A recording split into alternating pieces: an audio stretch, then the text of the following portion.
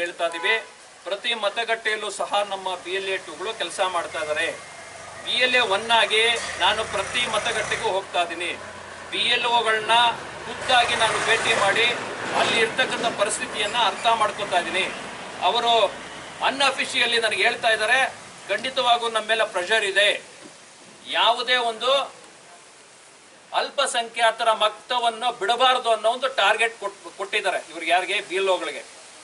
ಅಲ್ಪಸಂಖ್ಯಾತರನ್ನ ಯಾಕೆ ನೀವು ಅಷ್ಟೊಂದು ಕಾನ್ಸಂಟ್ರೇಟ್ ಮಾಡಿ ಇಂಟ್ರೆಸ್ಟ್ ತಗೊಂಡು ಮಾಡ್ತಾ ಇದ್ದೀರಿ ಕಾಂಗ್ರೆಸ್ ಅವ್ರಿಗೆ ಕೇಳ್ತಕ್ಕಂಥ ಪ್ರಶ್ನೆ ನಾವು.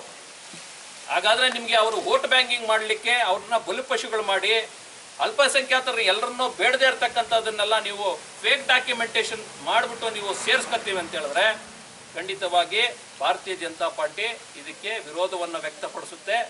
ಖಂಡಿತವಾಗೂ ನಾವು ಅದಕ್ಕೆ ಆಸ್ಪದವನ್ನು ಕೊಡೋದಿಲ್ಲ. ಶಿಡ್ಲಘಟ್ಟದಲ್ಲಿ ಏನಾದರೂ ಈ ರೀತಿಯಾದಂತಹ ಏನಾದ್ರು ಘಟನೆಗಳು, ರಾಮನಗರದಲ್ಲಿ ಏನೋ ಒಂದು ಚೌಟ್ರಿಯಲ್ಲಿ ಕೂತ್ಕೊಂಡು ನೀವು ಅಲ್ಲಿಗೆ ಕರೆಸಿ ಫೇಕ್ ಡಾಕ್ಯುಮೆಂಟೇಶನ್ ತಗೊಂಡು ನೀವು ವೋಟರ್ ಲಿಸ್ಟಲ್ಲಿ ಸೇರಿಸ್ಲಿಕ್ಕೆ ಏನು ಪ್ರಯತ್ನ ಮಾಡಿದ್ರಿ, ಆ ಥರದ್ದು ಏನಾದರೂ ಶಿಡ್ಲಘಟ್ಟದಲ್ಲಿ ಏನಾದರೂ ಆದರೆ ಖಂಡಿತವಾಗಿ ಈ ಮುಖಾಂತರ ಎಚ್ಚರಿಕೆಯನ್ನು ಕೊಡ್ತಾ ಇದ್ದೀವಿ. ನಾವು ಚುನಾವಣಾ ಆಯೋಗಕ್ಕೆ ದೂರನ್ನು ಕೊಡ್ತೀವಿ.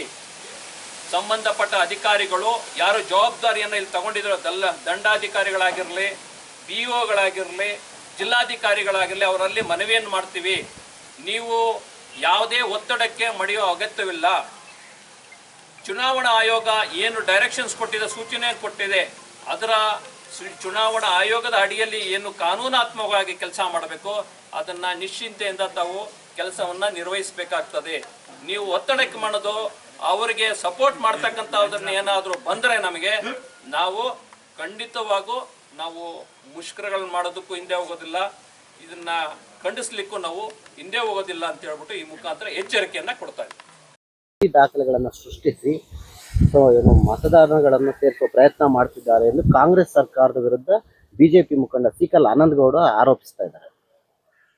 ನೋಡಿ, ಈಗ ಇದರ ವಿಚಾರವಾಗಿ ಸರಿಯಾದ ರೀತಿಯಲ್ಲಿ ಮಾಹಿತಿನ ನಾವು ಪಡ್ಕೊಳ್ಬೇಕು. ಹೊಸದಾಗಿ ವೋಟರ್ ಲಿಸ್ಟ್ ಸೇರಿಸೋದಕ್ಕೆ ಸಾಕಷ್ಟು ಕಾನೂನುಗಳಿದೆ, ನಿಬಂಧನೆಗಳಿದೆ. ಒಂದು BLOಗೆ ಕನಿಷ್ಠ ಅಂದ್ರೆ ಒಂದು 8ರಿಂದ 10 ಇಲ್ಲ ಒಂದು 15 ಅಪ್ಲಿಕೇಶನ್ಸ್ ಕೊಟ್ಟಿರ್ತಾರೆ. ಹೊಸದಾಗಿ ಸೇರ್ಪಡೆ ಮಾಡ್ಕೊಳ್ಳೋಂಥ ವಿಚಾರ ಬಂದಾಗ ಸಾಕಷ್ಟು ಅದನ್ನ ಅಳೆದು ತೂಗಿ ಅದು ಸರಿಯಾಗಿದೆಯಾ ಅಂತೇಳಿ ಈಗಾಗಲೇ ಕ್ರಾಸ್ ಚೆಕ್ ಮಾಡಿ ಆಗಂಥದ್ದು ಆಗ್ತಾ ಇದೆ. ಸಂಪೂರ್ಣವಾಗಿ ಅಲ್ಲಿ ಎಲ್ಲೂ ಸಹ ವೈಫಲ್ಯಗಳು, ದೋಷ ಕಾಣೋಂಥದ್ದು ನಮಗೆ ಕಾಣ್ತಾ ಇಲ್ಲ. ಯಾಕಂದ್ರೆ ನಾವು ಬೂತ್ ಮಟ್ಟದಲ್ಲಿ ಎಲ್ಲ ಕಡೆನೂ ಸಹ ಹೋಗಿ ವಿಚಾರ ಮಾಡ್ತಾ ಇದೀವಿ. BLOಗಳು ಸಹ ಪಾರದರ್ಶಕವಾಗಿ ಕೆಲಸ ಮಾಡ್ತಾ ಇದ್ದಾರೆ.